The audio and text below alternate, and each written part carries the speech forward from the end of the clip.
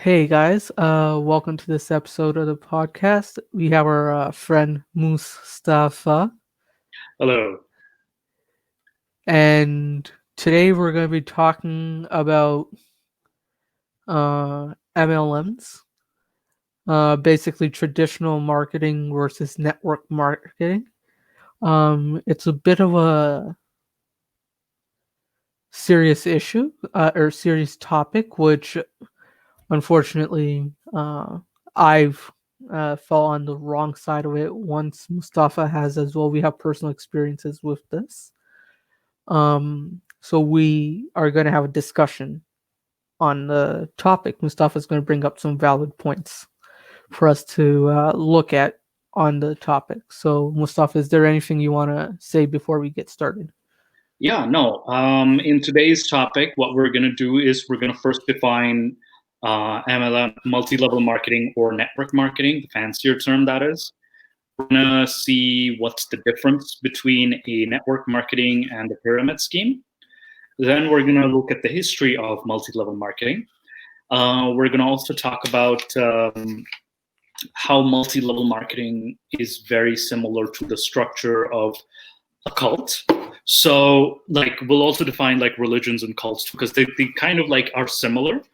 And we'll use Dr. Stephen Hassan's model of the bite model and fit that into an MLM structure. And we'll use certain examples and see if they fit and actually whether they're a cult or not.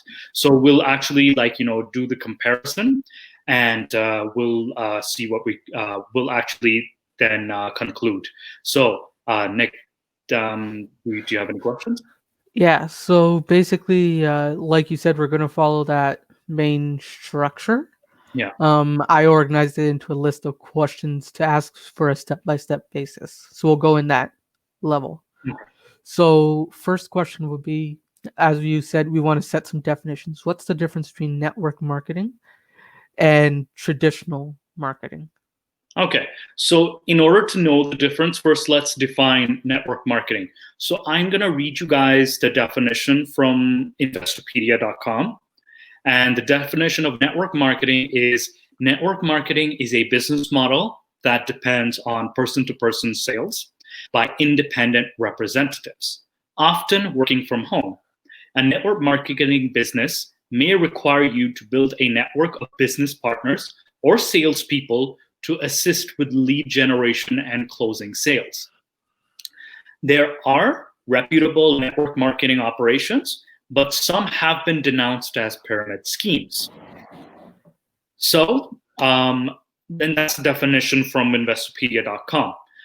Now, the difference between multi-level marketing or network marketing, these two terms are very interchangeable, versus traditional marketing is traditional selling to selling is you find a customer's needs, that is, that the customer didn't even realize. And then based on that need, you sell a product or a service. However, in a multi-level marketing, I have actually some notes here. So in a multi-level marketing structure, it's kind of like a pyramid, basically. It's kind of like a pyramid where, you are sort of, the actual customer is not the final consumer, it's the distributor. So let's just say like you start a business, for example, and you hire distributors, sellers to sell your product. They have to buy your inventory to sell the product. But the caveat is that if they hire more distributors under them, then they actually get a bigger bonus, that they're able to sell more products as a result. And then you also benefit in the long run as well. So this is what the structure is like for the network marketing. Now the difference, like we said, that many have turned out to be pyramid schemes. So I'll also define the difference. The difference between a pyramid scheme and a network marketing or multi-level marketing is that in a pyramid scheme, there usually isn't a product or a fraudulent product. And pyramid schemes are very illegal. Multi-level marketing are supposedly legal businesses and have an actual product. So that answers your question. So that sets the groundwork. Yeah, cool. So like the thing with something like this is at the end of it, I believe most of the times you're gonna have to put the capital up yourself, right?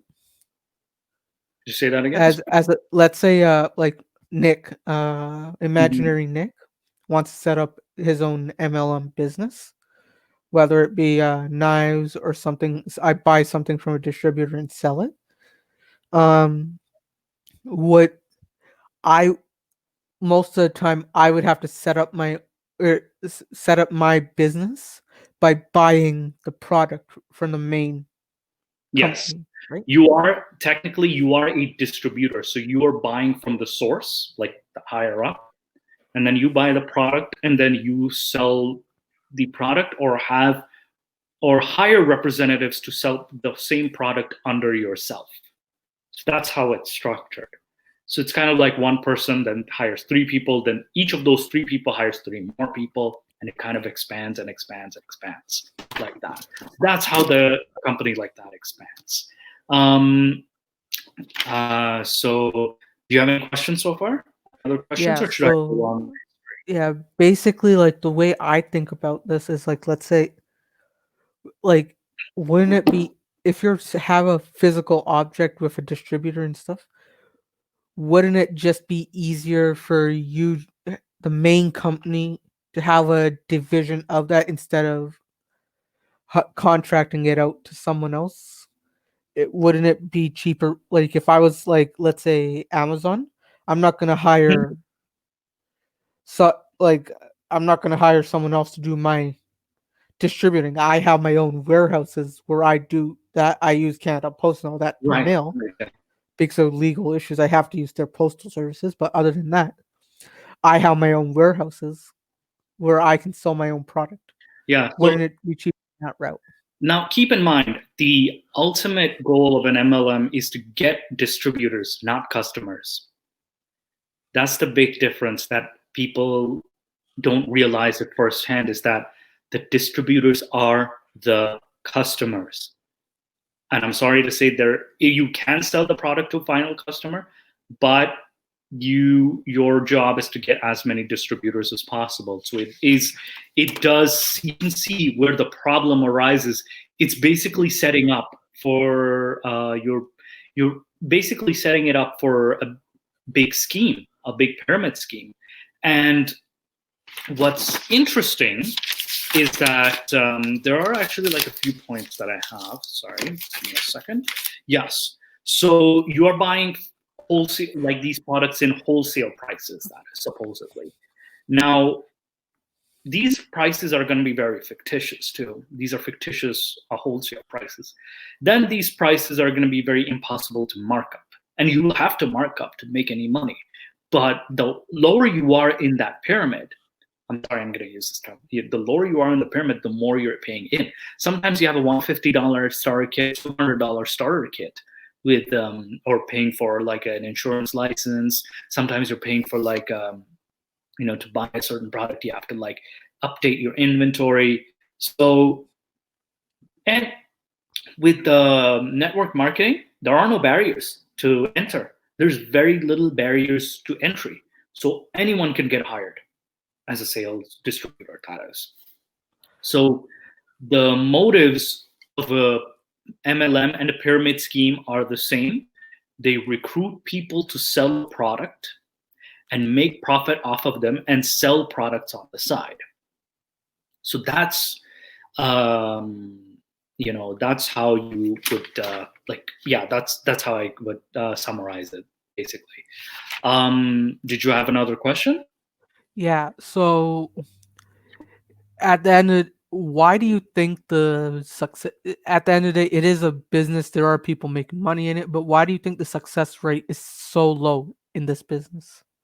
Okay. Now, you mentioned success rate so low. How do we know the success rate is very low in this business? Because it's based off of a study. So in a study by Dr. John F. Taylor, and he made this public by the FTC, made this study public. I'm going to quote the chances of failure and success in each model. So gambling has a 90%, actually no, gambling has a 97.1% chance of failure and a 2.9% chance of success. A no product pyramid scheme has a 90% chance of failure and a 10% chance of success.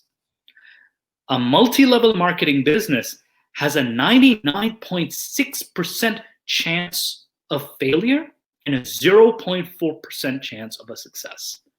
So what the study basically reveals is that you have a better chance of making money playing roulette all the way in Vegas or in casino in Niagara Falls than you have the chance of making money in a multi-level marketing business. Heck, a pyramid scheme can actually make you more money than a multi-level marketing business in comparison based on this study. So what the hell, Canada? Why are you making all the good stuff illegal? yeah, so basically, like you have like, and this is, I'm talking about no product pyramid schemes, mind you, and they have a better chance of making money for you as a distributor.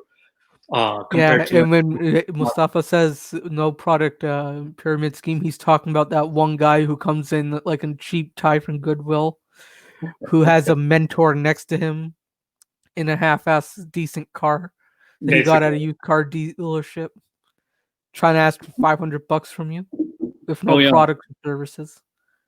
Yeah. So basically, so that's and what was the second part of your question? Can you recap? Like, yeah, basically we said how we know why the chance of failure is, but what can you repeat your question? Yeah. So why do you think it is so low? Why do I think it's so low? Because the chance of success. The chance of success is so low. It's because of the fact that there's two.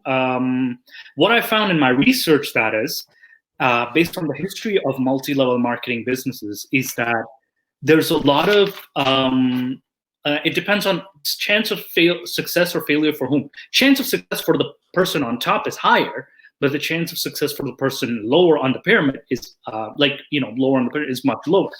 Sorry for the use of terms. The way it's structured, it's very similar to what you call a cult. That is a cult, and we kind of know the definition of a cult is like we kind of think of religious cults, for example. Like basically, we think of something like weird practice that's new, and then it's attracting new members. But the problem is the way we define cults is that any religion we don't like. So we kind of see is like we kind of fail to see that cult just means to cultivate. It's from the Greek term, and cult is just the start of a religion. That is the start. Most religions started off as cults, and the academic definition would be religions or cults are basically the same entity. That is what the better term, as academics say, is. New apocalyptic religions should be the better term to use for such a structure. That is. Now, as an anti-theist, I'm also very anti-religion myself, so I'm going to put that caveat out there.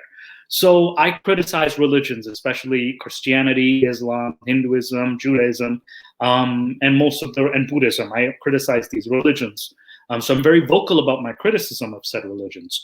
So now we're going to get into how the reason why MLMs have a very low chance of success for those lower is because the practices very much mirror a cult, that is. And I'll use the term cult and religion more interchangeably, that is. And based on Dr. Stephen Hassan's definition of a cult, that is. Not so much Dr. Stephen Hassan defines it better because he has an entire model, which is called the BITE model. BITE model basically states that 4 things are controlled about you: your behavior, information, and then there's your thoughts and your emotions.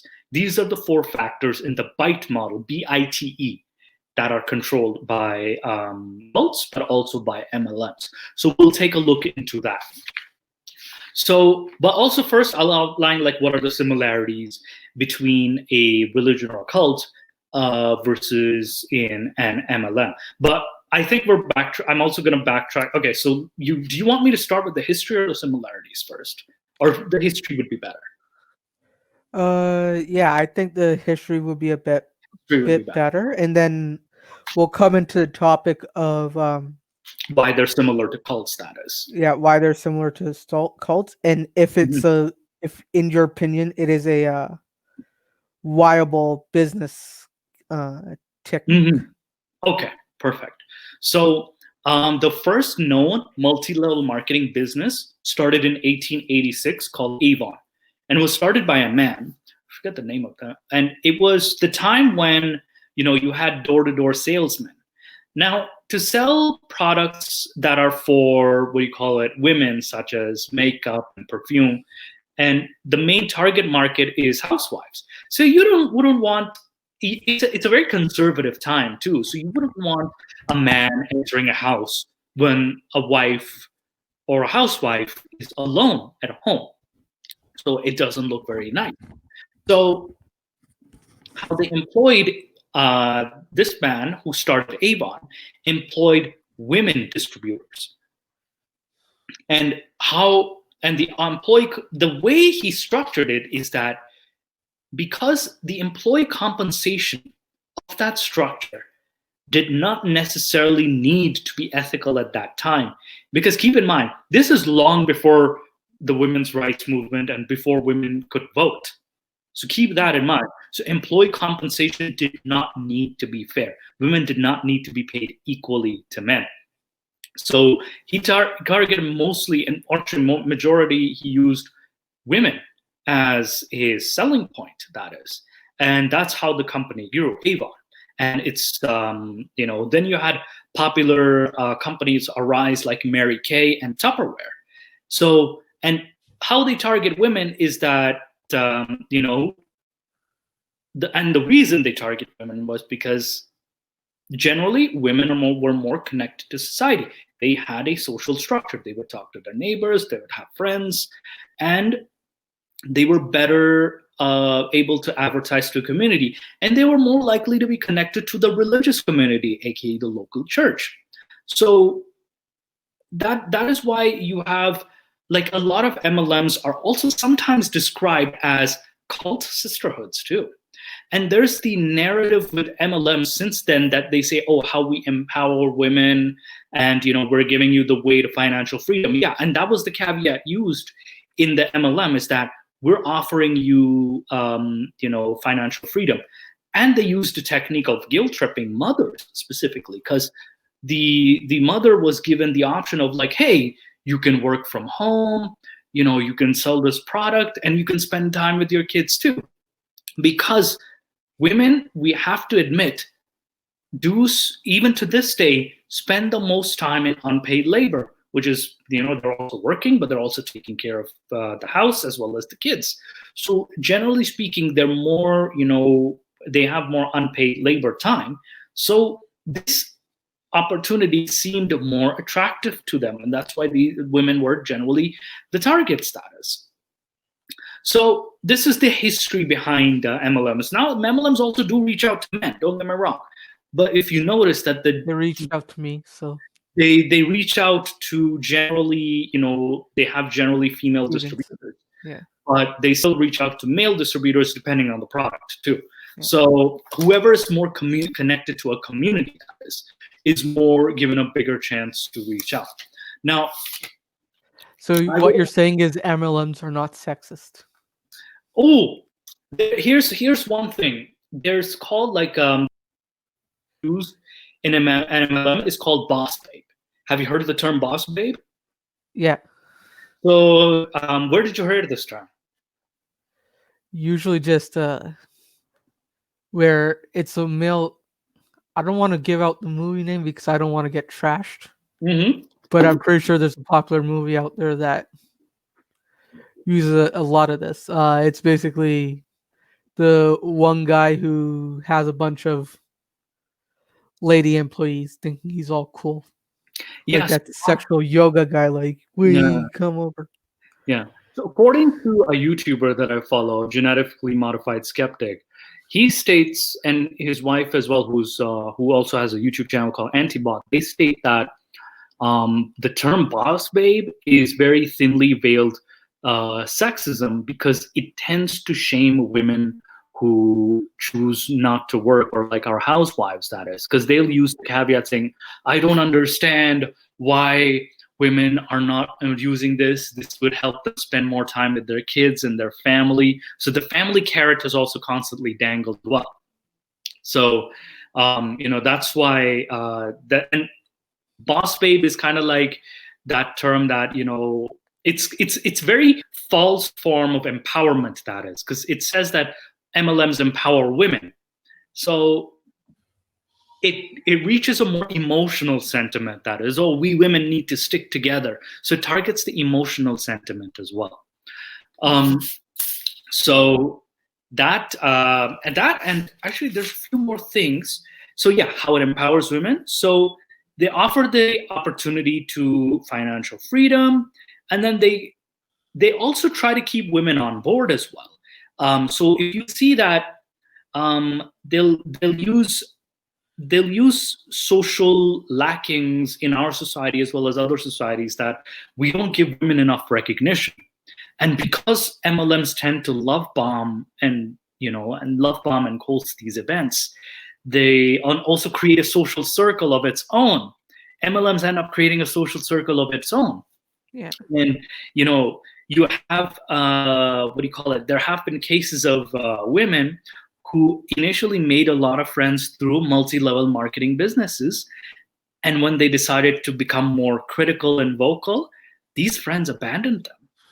These friends slowly and quietly abandoned them, and basically these women were called like negative, they were quitters or sour grapes, when they had legitimate criticisms and doubts.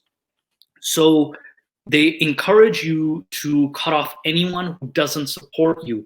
And also this narrative of like, oh, you're not supporting women if you're not supporting MLMs too. So there's this weird narrative as well.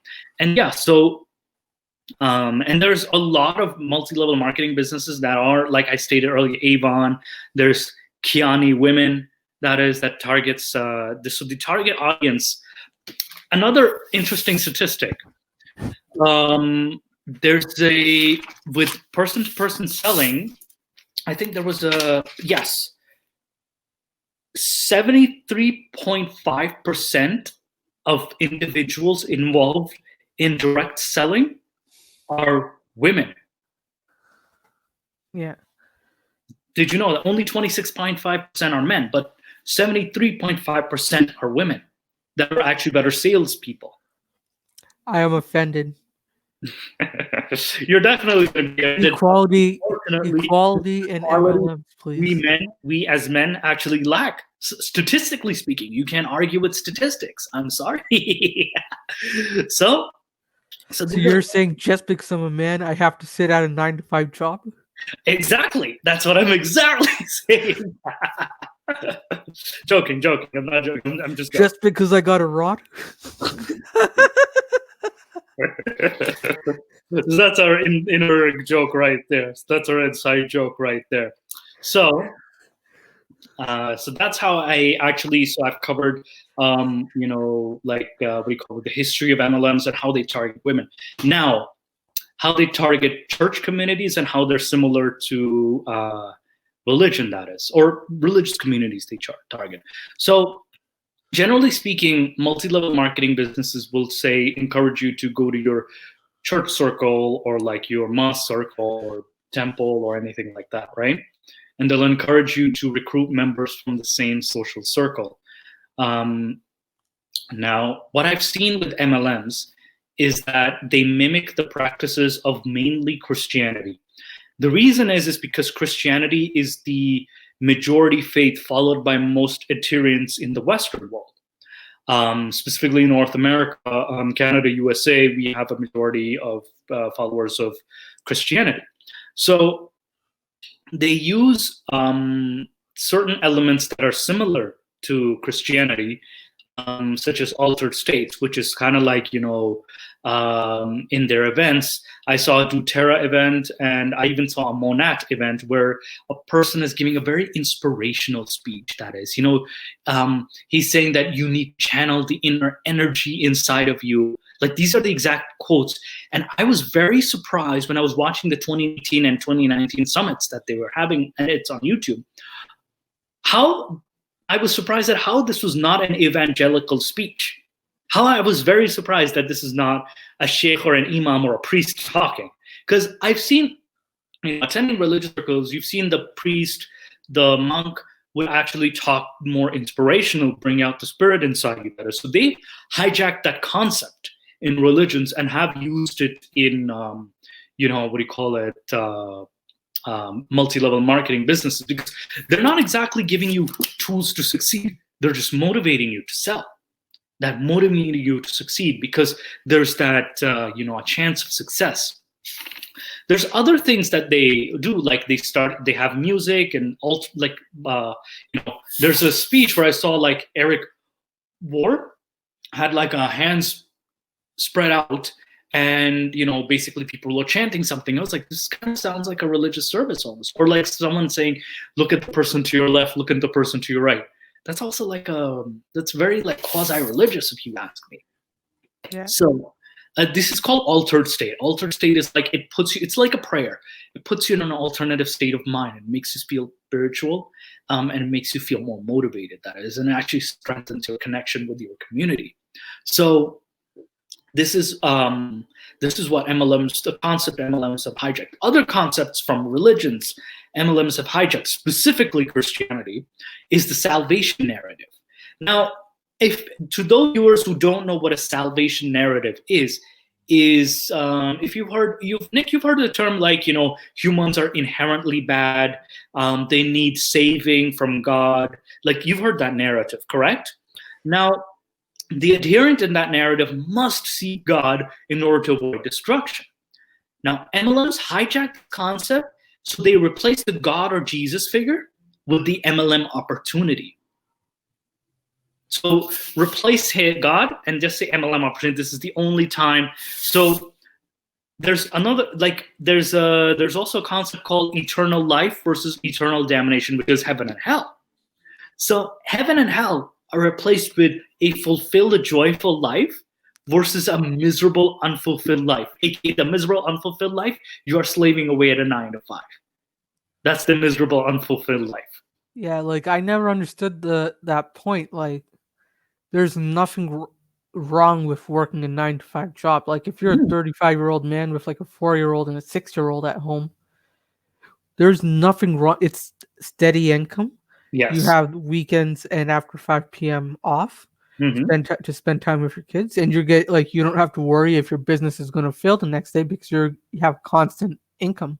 Exactly. You can feed your kids constantly. Like, if you want to do your own business, you want to set up your own entrepreneurship venture. Like, this podcast is an entrepreneurship venture for me. Go right ahead. I'm all for that. But like, the fact that you're starting your own thing off of trashing someone who chooses something else. You find it pretty unethical, basically. It's pretty uncapitalistic of you, which is quite ironic. Exactly. And what you've also found, like, there's this narrative that they constantly trash the 9-to-5. You'll find that narrative a lot. And that 9-to-5 is basically hell is replaced with 9-to-5. So, if I say, I'm saying that I'm happy working a 9-to-5 job, I'm probably Satan for them. I'm probably the equivalent of an apostate for Jehovah's Witness. And there's some similarities to Jehovah's Witnesses also to find here too. So, dude, I know what those differences are. Instead of being like, hello, do you know what Jehovah said? You're going to go up and be like, hello, would you like a vector knife? Exactly. See, Nick is catching on. Nick, good job. You're catching on to the narrative. And we're do I look like I'm a stupid person? I catch it. No, in the sense that I was fearing that I may be giving too much information in a short period of time, but you actually So I'm clear. Okay, so I'm actually clear. I'm not like mumbling Yeah. or anything like that. So just so like people know, if a dum dum like me can answer it, my audience is pretty smart. They can handle it as well. Now, this is also for our audience. This is sort of an awareness for our audience too, because even the smartest people have been duped by multi-level marketing businesses. They've been duped by cults specifically, because they recruit to recruit. They would portray themselves as they are the only way to find success and happiness. So there's what do you call it? There's also like a video titled by Eric Worre called "Network Marketing: The Key to Total Freedom," and this was posted on August 6, 2018 on YouTube. So you go search it up on. We might actually describe this in our what do you call it, description, but it's a video called a network marketing pro has titled "The Key to Total Freedom." So we'll give you the title. And instead of a cross or following Jesus, you give your money and you follow a scam artist. Yeah. And people are saying, oh, MLM is different, they're not scams, and they pay their taxes. Just because you're paying your taxes does not make you less of a scam. There are loopholes there are legal if you're exploiting a legal loophole, that doesn't make you less of a scam, that is. And MLMers, and I found cults do the same thing. They're legal because they're protected under religious freedom. Yeah, and like you said, smart people can definitely go into cults like Mark Zuckerberg. I forgot who the Neem Karoli Baba, I think his name is, or whatever. I'll put up the link. Holy shit. I think he's the guy that Steve Jobs and Mark Zuckerberg, I think, went to. Wow. Yeah, like I know the guys of Facebook, like one of the guys of Facebook, Julia Roberts, Steve Jobs all went to this guy. Was this a yogi or something? Yeah, he was a yogi, an Indian guru. Oh yeah, India. I think I know who you're talking about. Is he the one who gave the speech of the word fuck, basically? I have no clue, but they're like, the thing is, they were all inspired by him. But like my man, Steve Jobs actually went there a while back. Yeah, so that's but I find him a cult leader too. I find that man a big cult leader. So basically, there's going to be a lot of MLM videos. And I forgot to mention, using the salvation narrative, they'll say, oh, how the MLM, how Arbonne changed my life. There's a video about Arbonne, the woman saying how Arbonne changed my life.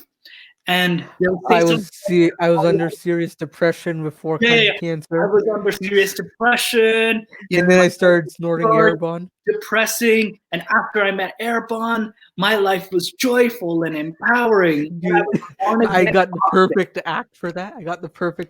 It's like, let's say Neutrogena's doing that. Like, my name is Nick. I had 4 kinds of cancer from smoking. I was in a huge depression from all the drinking I did after partying and the coke I was snorting. And then I started snorting Neutrogena instead of crack. And it totally changed my life. Oh, man. Basically, you became a new born-again snorter. Now, my addiction for Neutrogena is everlasting. Neutrogena addiction. Yeah. I have found Neutrogena. Dude, this is like the Shrek is love, Shrek is life video. Yeah. And it's kind of like, and especially we're going to come back to the women will often say from MLM that they're boss babes. So they're kind of like born again boss babes. Yeah, they've all found Neutrogena. Yeah, born again. Have you heard? You've heard from born again Catholic, born again Protestant, born again, right? So you've heard these terms. So it's kind of like using the same born again concept. It's like, I found Jesus, or I found Islam, Neutrogena. Or I converted to this specific faith. I found Krishna, whatever. I found Neutrogena. Just replace. You know what the best? Speaking of this, holy shit! You know what the best video I've seen on YouTube is? Comes to this stuff. Do you know the YouTuber named Onage Pranks? I know Onage Pranks. Yes. Yeah, he's the guy that goes like of somebody. Yeah. So he has this video where there's like the super Catholic fair, Mhm. like Catholic fair going on or some shit, and then this guy like sells like sex toys, wants to be a distributor of sex toys on there. So he's like, "Hello," and then he's like, I sell condoms. May I set up a stall at your?" She's like, "I am a born again Christian. If you call me, I'll." Don't do that in a Christian place. Do not do that. Do Yeah, not. so he's like, I saw dildos, and then when she was like, dildos and condoms, and he was like, she was like, I'm a born again Christian. He's like, hey girl, it looks like you can use one. Oh man. Oh This man. reminded me so much of that movie. That is so bad. That is so bad. And It's honestly, so like, good. it's good, but it reminds you of that the born again narrative, right? Like back to the topic at hand, like people take the My bait. last life, I can edit my skit now. In my Yeah, previous life, I was snorting listen, Neutrogena, a lot of but this people. life, I had a void in my nose, so I was Yeah, snorting crack to fill it up. But now I found I'm a born again yeah, Neutrogenist. and this is why smart people also get hooked into it because the way it's phrased, it's similar to a religion, and usually, also religious people are very smart too. They're smart people who follow religions. And because the way they structure it is like a religion, it doesn't sound unfamiliar. Like in your subconscious, psychologically speaking, it's not unfamiliar. So it sounds more familiar. So that's what's exploited. And that concept is exploited. So like, and this is why people take the bait. And like, in what do you call it, MLMs, you'll also see the narrative of if you leave, you'll not achieve anything. If you leave, you will become a slave. Like they'll make it easier for you to enter, but harder for you to exit. Because, and this is what I've seen in cults too, cults, even religions to an extent, where it's like, in religions or cults, it's like, if you leave, you're going to be damned in hell forever. So in MLMs, it's like, if you leave, your life will spiral out of control and you will become a slave to the 9 to 5. Again, 9 to 5 is slavery, basically. So, and then there's another video of Discover Arbonne, Living Your Dream, which also even states if you remain faithful to we'll post that link. But yeah, the narrative is basically if you remain faithful to the MLM, again, faithful, you will receive any desire in your life. Like you'll achieve your dreams, you'll buy a car, you'll buy a house. And students who have student debt are also, like, students are also exploited too. They're also big targets these days as well because of student debt. And they are looking for ways to end student debt. So they are more vulnerable because they'd be less experienced with life in comparison. You and I, because we kind of experienced this firsthand, and this is why we're like living examples. I got more than 4 brain cells, so I was able to sniff it out before. Yeah. And this is basically a quote I will use from the Bible, Matthew 6, chapter 6, verse 33. And we'll also post this quote. The quote that MLMs kind of use, what's similar to this is, "But seek ye first the kingdom of God and his righteousness, and all these things shall be added to you." So replace this with is keep faith in the MLM and all these things will come to you. Or strive hard, work hard, and all these things come to you. So that narrative is so similar that they took a passage out of the Bible. Now, the reality, as I stated in the statistics earlier, everyone loses in an MLM. Almost everyone. You only have a 0.4% chance of success. The reason why they keep these people together is because they feed the idea or the hope, and it's clinged upon. That hope is, that's going to change my life forever. So religious lore uses something similar, and cults use something similar, is that they, instead of the religious lore, just insert the product, that is.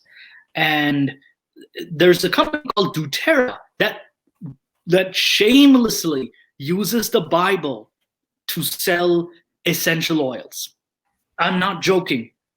doTERRA is a company that says that we've been using essential oils since ancient times. We have healing. Yeah, and before vaccines in modern medicine, weren't people dying of a common cold? Exactly. Like people were dying, but they were like saying frankincense and myrrh were brought to Jesus as a baby. So they'll use these Christian, from Christian passages and try to like dupe people into believing they're MLM. And a lot of MLMs are very are based for essential oils. So, and what's also funny, listen to this. MLMs don't market themselves as a business. They market themselves as a lifestyle. Again, quote terms, lifestyle. So now, finally, I actually convert like all the similarities to a religion.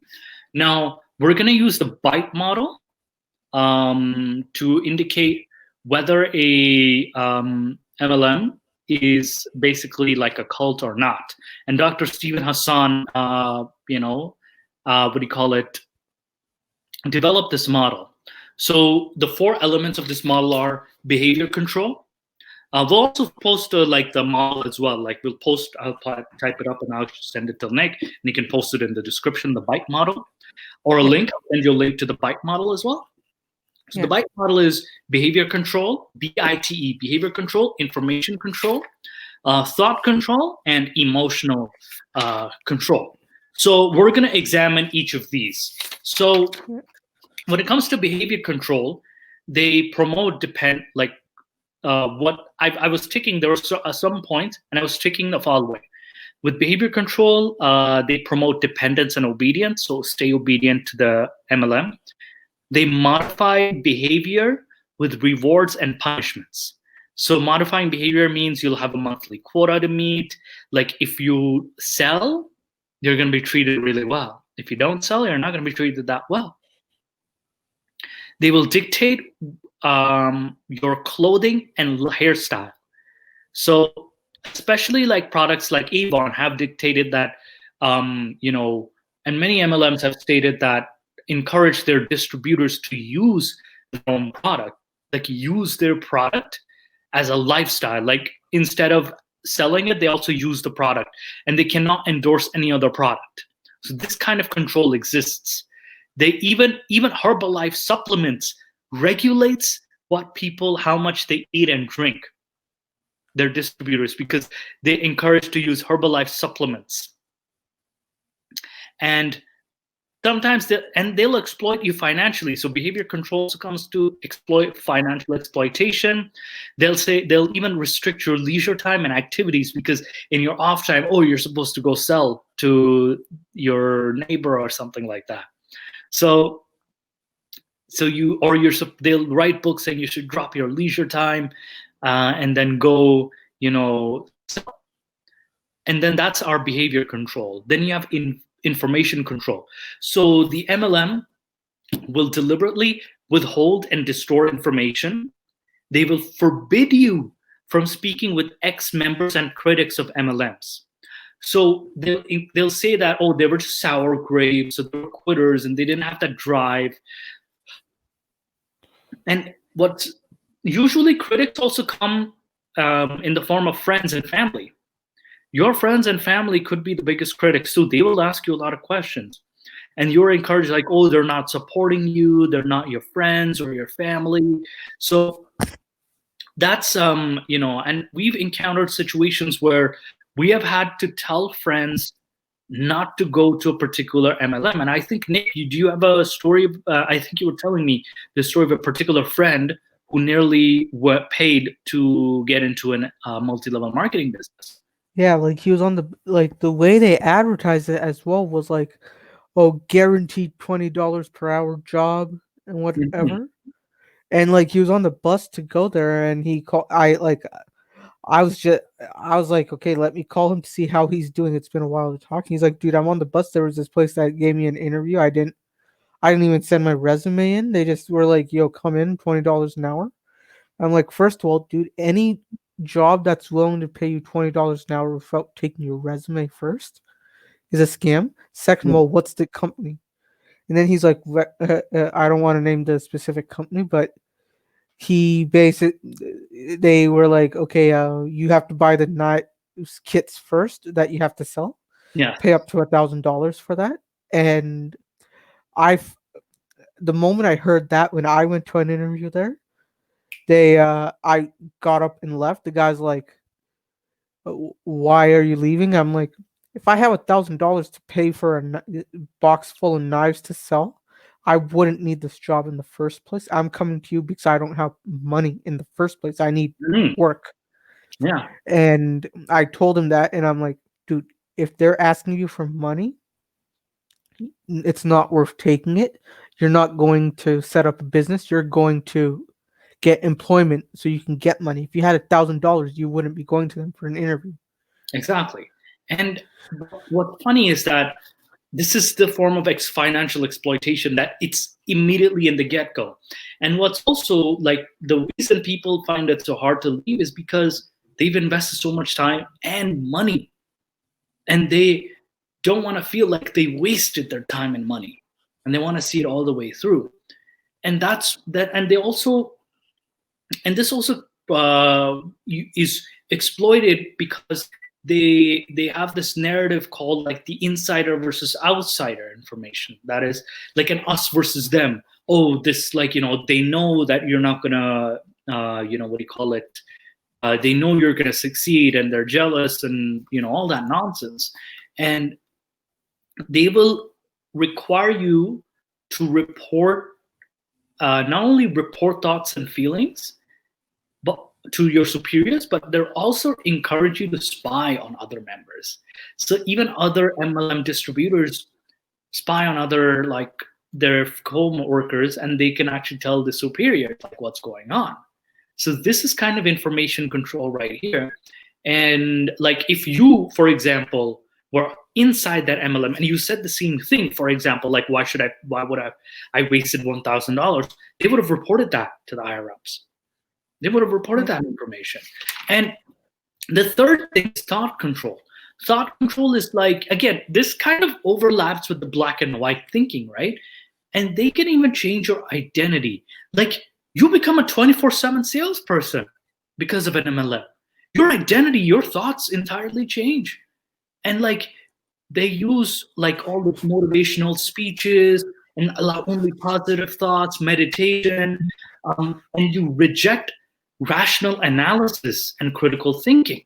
So if anything, like I've seen MLMs use very loaded like language. Like in their advertising, I've seen them use like thousands of emojis, thousands of dollar sign emojis. And I'm thinking like this is kind of like like trying to control your thoughts. Like this is very loaded, like very cliche. Like they'll even teach their distributors specific ways how to respond to criticism, like how to respond to this criticism, how to dodge this question. So they'll even teach their distributors like how to stop criticism, that is. And this is what I found in cults too, like cult apologetics. Like they have developed ways to like deflect criticism. For example, I think with Jehovah's Witnesses, they have even went as far as saying like rejecting blood transfusions because what do you call it, the blood of Christ or something like that. Some basically we can't eat another man's blood, so they use that, and they've used that as a way to deflect. But you're not exactly drinking a man's blood; it's being injected inside you. But then that's a way of dodging the question with the Jehovah's Witnesses. So this thing I found very similar. There's also the instilling of irrational fears. That is, like, if you leave, you're not going to succeed. You're going to shame you. They'll get you. And because of the fact that most of these, like using women as like a social circle, like a tight-knit circle with other moms, you have new friends and you have new families that you interact with, it makes it harder. Like you have an emotional connection with this, and this, it's kind of like cults also do that too. Cults have like, you develop an entire friend circle in the cult. You think that they're your friends, but in reality, the friendship is conditional. This friendship is based on aka the MLM or the cult, that if you're no longer a member, don't be surprised of them, what do you call it, distancing themselves from you. Do not be very surprised. So this is kind of a warning. So this is the emotional control, and people also fear that too. So that fear is what stops them from leaving as well, and consistently benefiting the company too. So it's kind of like, promoting feelings of guilt and shame, and what do you call it? There's just more barriers to exit, but less barriers to enter. So it's kind of like a trap, like a cult-like trap. So this is why, I even heard a speech from this company called, I think it was either World Financial Group or it was called Trinity Financial Services, one of those two companies. And I heard the speech in someone's video saying, there's an energy that lives inside you, and I'm quoting this, there's an energy that lives inside, and what makes you who you are and makes you how beautiful you are. There's no ugliness in this sphere, and the way you look. You know what I'm saying to you? So this is what exactly this quote I'm using. That sounds like what a televangelist will say. Exactly. That's exactly what. Instead of being like, die lupus, go away, you foul creature. Die HIV, go away, you foul creature. It's like, die poverty, go away. Die poverty, or in the name of Jesus, in the name of Jesus. So this is in the name of Neutrogena. Yeah, in the name of Neutrogena. So yeah, basically, I think I covered most of the points regarding the fact that. Also, here's also another warning for if anyone is involved in an MLM. Here's another red flag to watch out for. The undue influence, it starts with lots of praise and lots of affection and promising a fantasy of world or elite status. So it's love bombing, a lot of love bombing. They'll say, oh, good job, you joined us, welcome to the, so much love is showered that you feel like you've entered a new community. It's like the first stage of falling in love. Once you're hooked, these emotional techniques are used to hook you. Once you're hooked, it's like the first few dates. Exactly. Once you're done dating and you're in an actual relationship, you're gonna want to stab the other person. Yeah, like it's also like entering an abusive relationship, for example. And abusive relationships, you've noticed, such a great phase in the first 2-3 months or so. Sometimes the first 6 months. And then suddenly, like when you marry or tie the knot, then you start seeing the behavior change. The behavior changes because there's something expected of you. They'll even change your entire identity. So it's kind of like art of deception. Is that love bombing is a technique that is used by both by cults as well as by multi-level marketing and also pyramid schemes in order to dupe you into joining. And once you get in, then the behavior changes because you're not meeting your quotas, and the behavior changes mainly if you're doing well. They're like, great. If you're not, the behavior changes towards you. So and also if you're not buying their product, you should buy their product. That is. So you have to watch out for these signs. And they'll advertise themselves as sort of like a community. No, we're not just a big company. We're a community.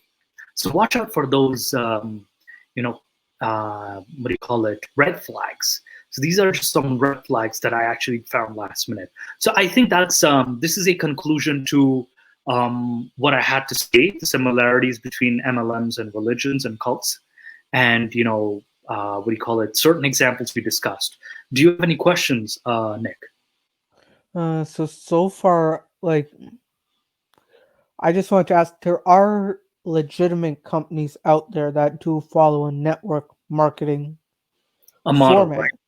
Mm-hmm. So, like, as a final question to like just tie the knot on this entire discussion, what completely distinguishes an ethical company that utilizes network marketing in a certain aspect just for like marketing, and a full-fledged unethical in like volcano insurance?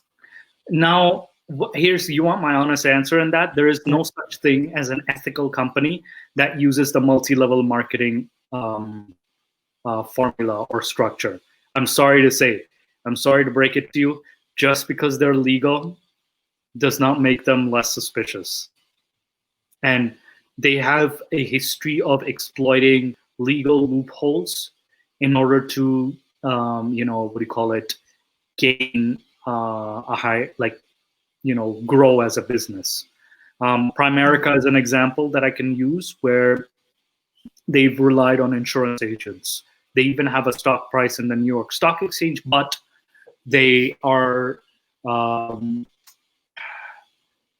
businesses like Primerica, doTERRA have exploited existing loopholes and shortcomings in society. And they need to be, in my opinion, they need to be regulated. And they need to, not exist. Yeah, so I think that pretty much covers all the discussion points that I wanted to have about this. Mm-hmm. Thank you for coming on, Mustafa. The details of what we discussed, like links and all that, will be in the description of this video. Please do check it out, and please do reach out if anyone in the comments if anyone has questions. I will be answering them. But yeah, thank you for coming on, and until next time, see you guys. See you guys.